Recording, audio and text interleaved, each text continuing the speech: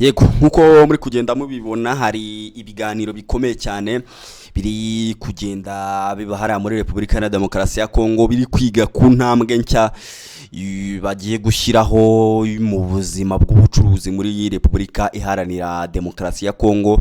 Bagiye gutora itegeko rya sous-traitance, ni itegeko rigiye gukazwa kandi rigashyirwamo n'imbaraga cyane kugira ngo bizane icyo nakwita nka stabilité mu bucuruzi muri Republika Iharanira Demokarasi ya Kongo.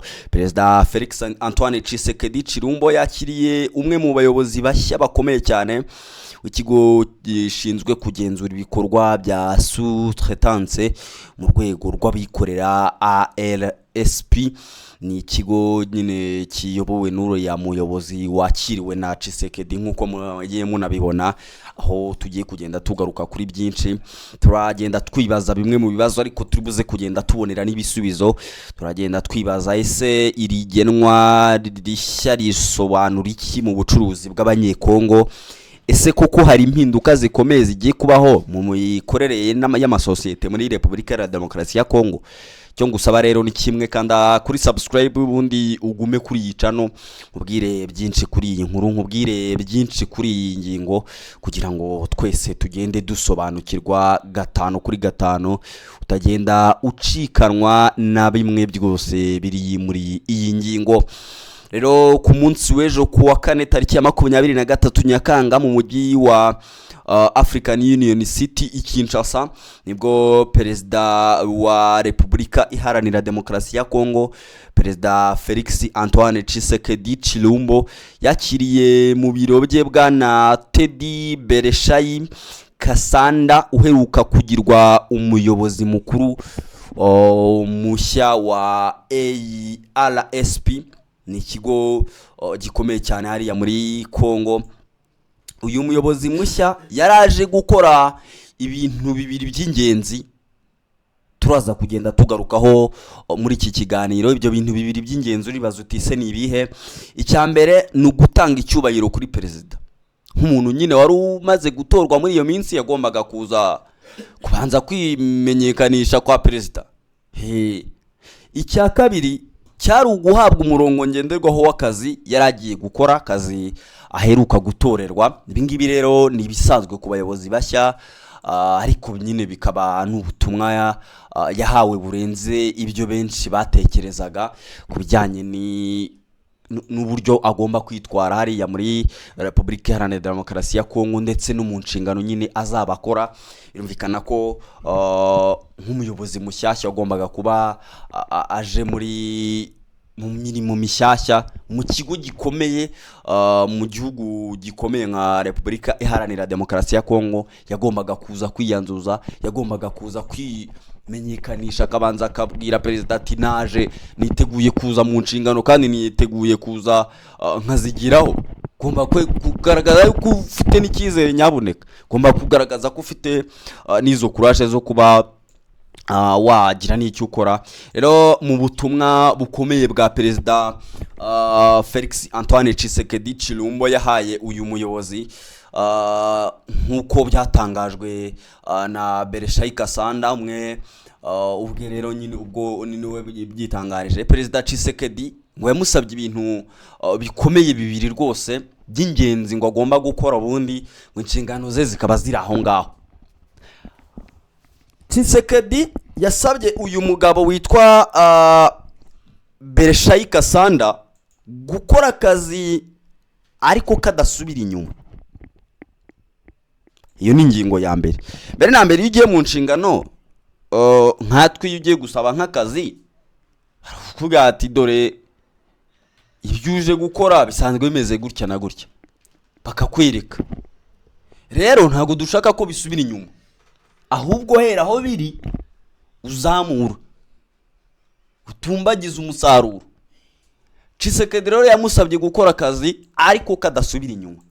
Ubwo aho urwego rw'ubucuruzi rwari ruri ntibusubira inyuma, ahubwo atangira inzira yo kubutumbagiza no kuzana inyungu yagizemo uruhare by'ibikorwa bye bya manda ye, atangire azana umusaruro. icya kabiri yamusabye ni kutihanganira na gato imikorere mibi yo mu rwego rw'abikorera. Tshisekedi ni umwe mu bantu ntekereza ko bazanagenda bazana impinduka zikomeye nyine mu gihe azaba agenda akorana n'aba bayobozi, ariko nakwita bashya, kuko iyo tugiye kureba bamwe mu bayobozi bashyashya baba bagenda baza aho ubona ko ari imbaraga z'abayobozi ariko bakiri batoya, ariko ubona ko gahunda ari yo guteza imbere igihugu muri rusange. Rero Tshisekedi yamusabye ibyo bintu bibiri, gukora akazi kadasubira inyuma. Icya kabiri ni ukutihanganira na gati imikorere mibi y'urwego rw'abikorera. Rero ahangaha perezida yashimangiye cyane ikibazo cy'amasosiyete akoresha amayeri yo kwirengagiza amategeko, cyane cyane mu bijyanye na sous-traitance. Rero ahangaha ibingibi bivuze iki? Rero bivuze ko mu by'ukuri hari ibigo byinshi bikomeye bigenda byagiye biharanira amasoko yose, bigasiga abanyekongo bato badafite amahirwe. Rero perezida arashaka ko amategeko yubahirizwa byimazeyo, abanyekongo bagahabwa amahirwe angana, ndetse hakaremwa n'icyiciro gikomeye cy'abashoramari b'abanyekongo ariko bakiri batoya, bakagenda bahabwa umwanya wo kugenda bigaragaza, bagahabwa umwanya wo kugenda nyine nabo bazana ibintu byabo ariko nyine mu buryo biboroheye cyane. Rero wakwibaza uti ubundi ARSP ni iki? Iki kigo uyu Kasanda ayoboye ni ikigo kimeze gite? Ni ikigo nyabaki? Ni ikigo giteye gite? Ni ikigo gikora ibiki? Ibyo byose nabyo ntago nabura kubigarukaho. Reka tubanze dusobanukirwe neza iyi ARSP icyari cy'ubundi tumbone twagera no mu bindi cyane. Ni ikigo, iyi RSP ni ikigo cya leta, nicyo cya mbere ugomba kumenya. Iki ni ikigo cya leta gifite inshingano eshatu. Ni ikigo gifite inshingano ya mbere yo kugenzura no gutunganya ibikorwa bya sous-traitance. Icya kabiri ni uguteza imbere abacuruzi b'abanyekongo. Icya gatatu ni ukugenzura uburyo amasoko atangwa. Ndabisubiramo. Inshingano ya mbere iyi RSP ifite ni ukugenzura no gutanga ibikorwa bya sous-traitance. Icya kabiri ni uguteza imbere abacuruzi b'abanyekongo. Icya gatatu ni ukugenzura uburyo amasoko atangwa. Mu magambo yoroshye,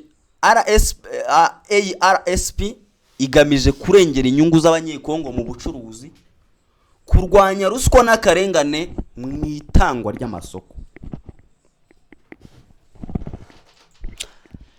Rero wakwibaza uti impinduka ziteganyijwe kuzanwa n'ibi biganiro n'uru ruzinduko cyangwa n'irishyirwaho ry'uyu muyobozi mushyashya ni irihe? Dore zimwe muri zo mpinduka zitezwe ni uko amasosiyete azajya akurikiranywa cyane nta kongera gukora mu buryo bw'uburiganya. Cya kabiri ni abanyekongo bato bazahabwa amahirwe bazafasha mu kuzamura ubukungu bw'igihugu. Cya gatatu ni ukurwanya ruswa mu itangwa ry'amasoko, aho ibi byari ikibazo gikomeye cyane nyine mu minsi yashize, ndetse no gushyira mu bikorwa amategeko atari amagambo gusa. Nibwo ubwa mbere abantu benshi bumva ko bishobora kuba noneho impamo ntibibe biri mu magambo gusa. Rero ibi bisobanuye iki ku banyekongo? Ku muturage usanzwe ibi bifite inyungu zikomeye. Abashoramari bato bazabona akazi, urubyiruko ruzabona amahirwe mashya, ubukungu bukazamuka. Ariko kandi hari n'ibibazo bishobora kuvuka, amasosiyete amwe ashobora kurwanya izi mpinduka. Hari n'abandi basanzwe bakubungukira muri sosiyete cyangwa muri system ishaje bashobora nyine no kubangamirwa. Rero iri genwa rya perezida Tshisekedi rigaragara ko leta ya Kinshasa ishaka guhindura byinshi mu mikorere y'ubucuruzi. Ikibazo umuntu yakwibaza ni kimwe: ese koko aya mabwiriza azashyirwa mu bikorwa cyangwa bizaba nk'uko na mbere byari bimeze? Nuko cyongeye navuga nuko tuzi ko RSP nshya ifite inshingano zikomeye cyane kandi amaso y'abanyekongo bose azaba ayireba. Rero ni ibyo ngibyo umuntu yagenda akubwira. Reka ngushimire, nkusabe gukanda subscribe, like, share ndetse na comment hano kuri The Quick Times News kugira ngo ujye unayandi makuru atandukanye tugenda tukugezaho, ubundi ukomeze ugire intangiriro nziza za weekend.